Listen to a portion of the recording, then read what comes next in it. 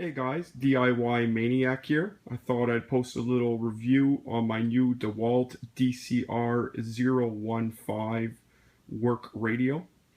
So I've owned this radio now for a month and I've used it quite a bit, so I think I'm in good position as of now to speak as to its functions. Maybe not so much reliability, haven't owned it long enough, but we'll always could revisit in the future to speak of that.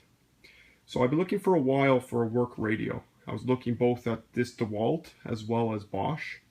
Considering my drills are all Dewalt and I had extra batteries, kind of made sense to go with Dewalt. Not the only reason, I mean quality product, great reviews, great price point. So all that added up, I decided to go with Dewalt.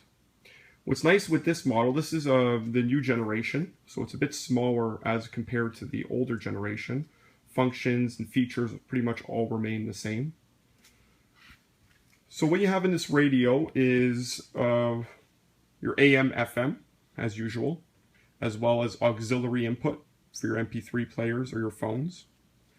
As well, you have a compartment on the side for housing your MP3 player when you're using it.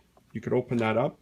And inside you have a USB port for charging your MP3 player or phone, and an auxiliary jack for playing the music. Now must take note that the USB port is only powered when the radio is plugged into the wall off of 110. It is not powered when the radio is powered by the battery. So that's something to take into note.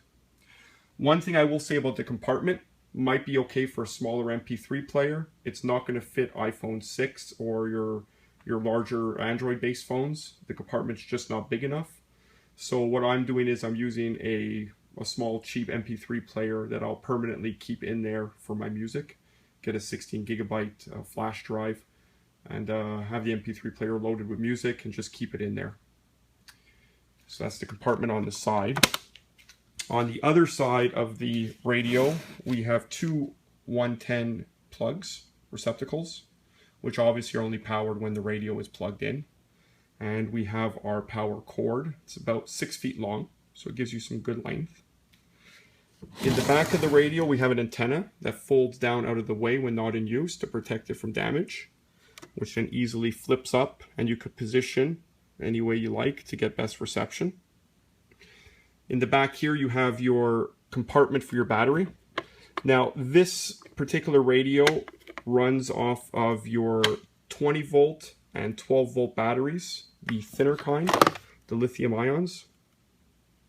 You can see here, so I'm running my 20 volt, which is off my impact. But as I said, it'll also run off a 12 volt battery. Now, not only does it run off the battery, it charges the battery. Keep in mind though, it will only charge the battery when the radio is plugged in. So it'll act as a radio when plugged in and at the same time simultaneously charge your battery. It'll charge a battery in about an hour for your standard size battery. So that's pretty good, quick charge. Now as far as life on a fully charged battery, I've gone 2 full days, so about 12-hour days, consistently running and did not run the battery down. So I can't speak what's the total amount of time on one charge, but as you can see, it's pretty long. So I wouldn't be surprised if I was pushing its limits. But that's still pretty good considering. We take a look at the front display. On top, we have our indicator light for the battery charger. So as the battery is charging, like on your standard battery charger, the light will flash red. Once it's fully charged, it'll stay solid red. We have our memory presets. We have 5. Now the nice thing about the memory presets, it's actually 5, I guess, times 15. Because we have 2 FM modes and 1 AM. And the presets are independent to each of those modes. We have our power button. So if we push the power button, our display comes on. It's a backlit display. Sorry about the, I guess it's hard to see on the camera, but it's backlit green. In the top left-hand corner, it shows us our modes. So right now, FM1. We have our time in the middle, our station bottom right, and our memory preset. So power button, our back and front for tuning the radio station, clock for setting the clock, equalizer modes. So if we push on equalizer, we have different equalizer settings for our bass, treble. So you just have the 2, bass and treble. Then we have our mode button. So our mode button, you can see we could cycle through it. We have we had our FM1, now FM2, AM, and auxiliary, when you want to play through the auxiliary port your MP3 player. Now, Dewalt claims you could toss this thing around, and I bet there's no doubt you can, and it'll survive. It's fully encased. There's a cage that wraps around the unit completely. On the cage, you have these little shock absorbers on all four corners, on the bottom and on the back as well. We have them over here. So that's if you were to drop it, that would absorb all the shock and keep it away from the radio. We have our two main speakers. On the bottom, we have our detailed information for the product, which is right there. So it pulls 10.7 amps. Obviously, when it's charging, I doubt very much it's pulling that many amps when it's just running the radio. So that's pretty much it there. We got a couple of holes here if you want to mount it and hang it on something.